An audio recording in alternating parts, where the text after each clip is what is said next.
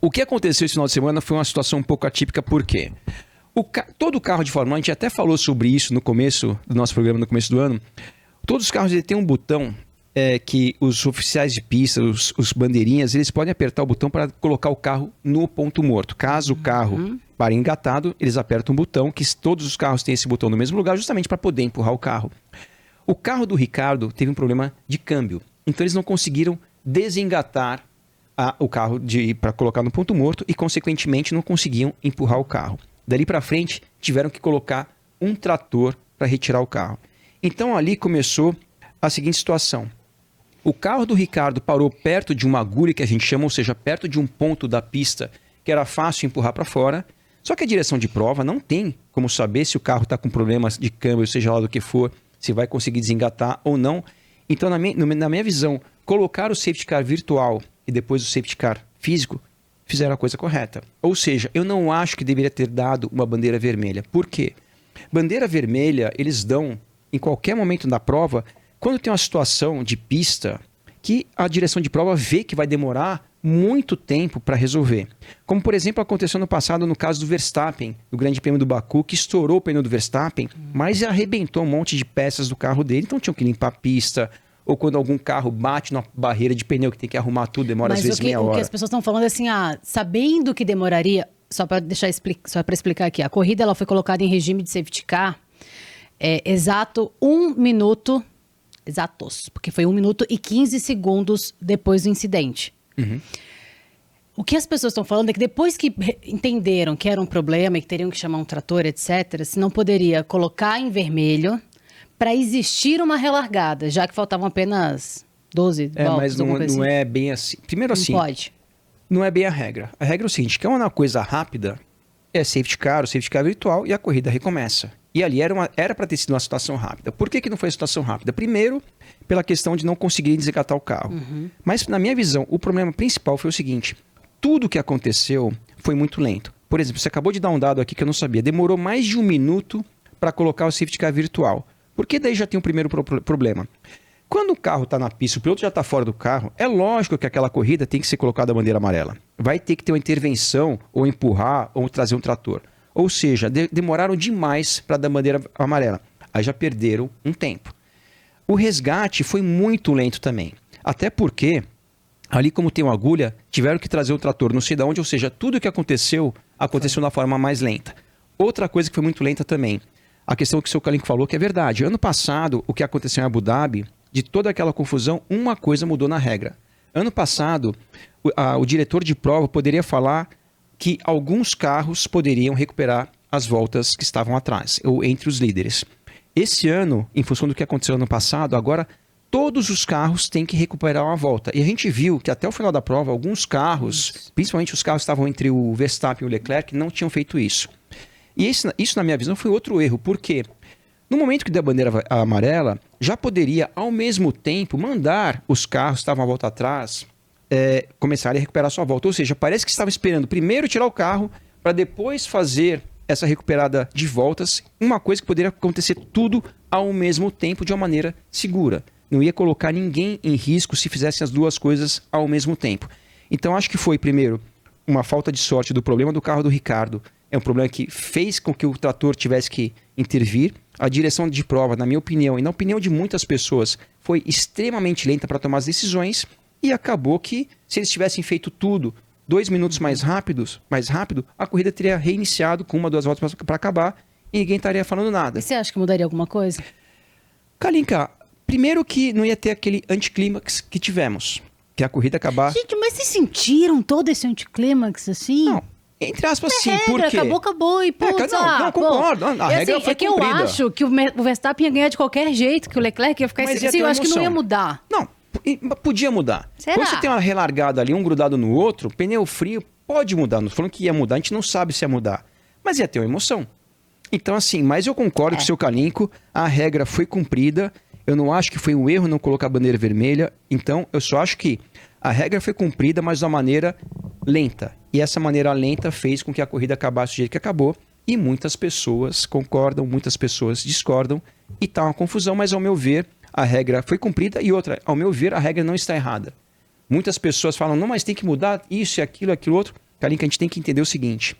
Quando as regras são feitas, primeiro, a regra da Fórmula 1 é a mesma da Stock Car, ou seja, todas as regras são iguais para todas as categorias. E as regras também têm que proteger de situações que são, por exemplo, algumas pessoas ou equipes, seja da categoria que for, usar aquela regra como da maneira errada. O que eu quero dizer com isso?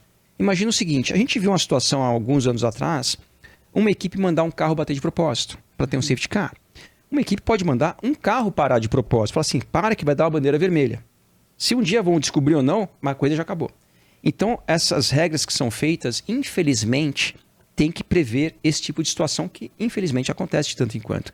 Então, acho que a regra está correta, eu não acho que aconteceu nada de errado. E outra coisa também, Kalinka, a gente em, sei lá, 200 corridas de Fórmula 1, isso aconteceu 1 ou 2 vezes. Então, não é que acontece toda hora. Então, acho que para mim a regra está certa. A execução dela, para mim, foi muito lenta, mas tirando isso, está tudo certo. Sabe quem falou sobre isso? Bom, vários pilotos e chefes de equipes falaram sobre isso, mas o Hamilton... Falou. Não, ele deu até uma agradecidinha que não teve a relargada. Porque ele falou sobre a questão do Sérgio Pérez e do Lando Norris, que estavam com compostos macios e novos. Então, eles poderiam ser até uma ameaça pro Hamilton, que terminou em 5º colocado, se eu não me engano.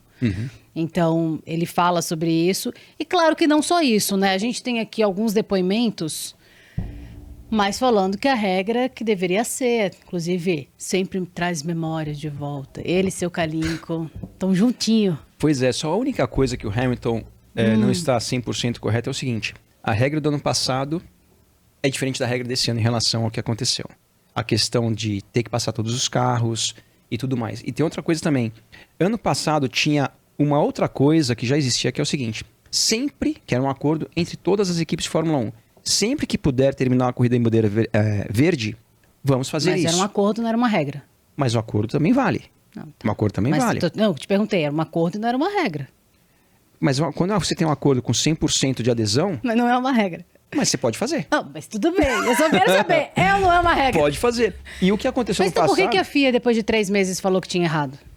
Na verdade, eu acho que talvez tenham questões até políticas em relação a isso. Porque, Kalinka, uma coisa é fato. Não demora 3 meses, não demora 3 minutos para ver se a regra foi cumprida ou não foi cumprida. Então, tudo que aconteceu no passado, que rende mais um outro programa inteiro para falar sobre isso. Então, acho que ali, na minha visão, é que tem várias questões, dentre elas políticas, para falar do que aconteceu no final do ano passado. Mas o fato é, do ano passado para esse ano mudou. Então, por exemplo, esse ano não poderia largar com carros ali uma volta atrás. Ano passado isso era permitido. Então, a regra não é exatamente igual do ano passado para esse ano. É, seu Kalinko.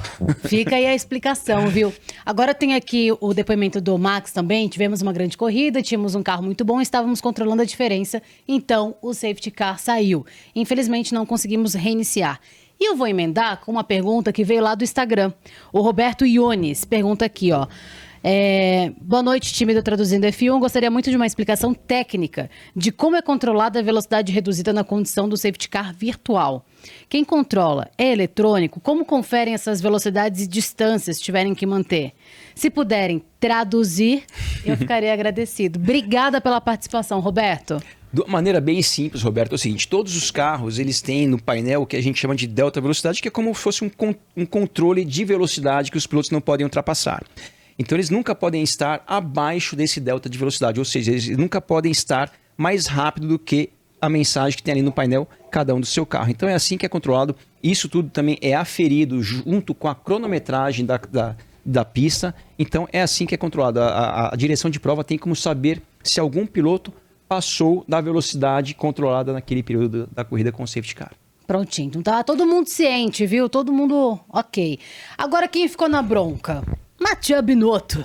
E Toto Wolff.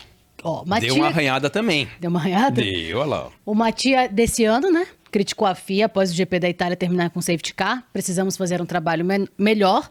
Ao contrário de Toto Wolff, que falou dessa vez... Diferente de Abu Dhabi. Seguiram as regras. Ficou um pouco confuso, né? Ficou um pouco confuso. Mas você sabe, Kalinka, o Mattia Binotto, eu vi uma entrevista dele, ele falou uma coisa muito parecida com o que a gente falou agora. Ele assim, menina, ele falou que a Ferrari não erra. Aí, pra mim, ele já perdeu toda a credibilidade que ele deveria ter. Não, mas ele falou muito em relação à velocidade do trabalho que foi feito. Que, no entendimento dele, a regra foi cumprida, só que a execução foi muito lenta. E no caso da Ferrari, corrida em casa, Mas a Ferrari não faltando podia uma volta. reclamar, né? Não, ela Demorou no serviço, Principalmente a Ferrari. reclamar que alguém tá errando alguma coisa. Ô, Binotto, vem cá, filho. Senta aqui pra gente tomar um café, um chá. Ela não podia estar reclamando disso não, viu? Não tá com essa corda toda. Agora, a Ferrari amarelinha... Bonita, hein? E Não, os macacões? E ficou legal, né? Lindo, lindo. É assim, lindo. vou confessar que eu achei... Aos poucos eu fui me acostumando. Você foi gostando? No começo, fiquei, gente, que isso e tal. Mas, até porque o excelente trabalho, né? O Sainz falou, essa prova a gente tem que ser perfeito. É o mínimo esperado Sim. da Ferrari, depois de toda a atrapalhada que já fizeram. E também, Kalinka, vale a pena lembrar o seguinte: a gente viu agora há pouco a cronometragem ali, os tempos de volta, o Binotto reclamando, todo mundo falando, mas o fato é o seguinte: no momento do safety car, o Max Verstappen estava mais ou menos 16 segundos na frente do Leclerc e faltavam ali 5 voltas para acabar a corrida. Então, meu querido Binotto, você tá no lucro. E não ia mudar nada, entendeu? Então, assim, não é que o Binotto perdeu uma corrida por causa do safety car.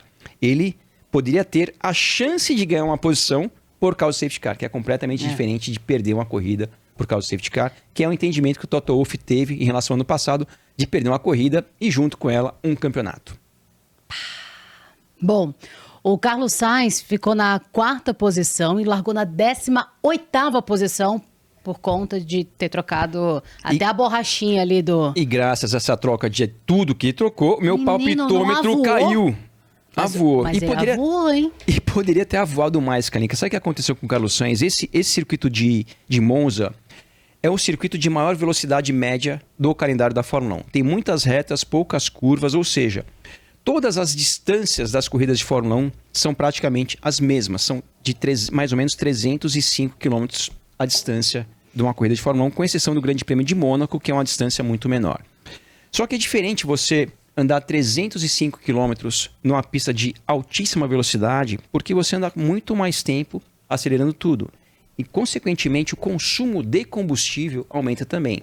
Então, a gente via nas câmeras on-board, para quem rever a corrida, quando passar a reprise no Band Esportes, nossa casa, a gente viu várias vezes, por exemplo, o carro do Verstappen, ele economizando combustível. Como é que a gente percebe isso? É muito fácil. Quando você vê uma câmera on-board que o piloto primeiro tira o pé do acelerador para depois frear, esse momento ele está economizando combustível. Você tira o pé um pouquinho antes do final da reta. Aproveita o carro, desacelera. Aproveita o embalo claro. E depois você freia. Você fazendo isso em 2, 3 pontos do circuito, você consegue economizar 100, 200 ml por volta e ao longo de uma quantidade de voltas X, você economiza 3, 4, 5 litros. Então, Carlos Sainz, pelo fato de ter largado lá atrás, no começo, ou melhor, durante boa parte da corrida, ele não pôde economizar nada. Então, ele veio ultrapassando, ganhando posições e tal. Ele veio bem, viu? Quando ele chegou atrás do Russell, que ele estava numa condição de pneus melhor,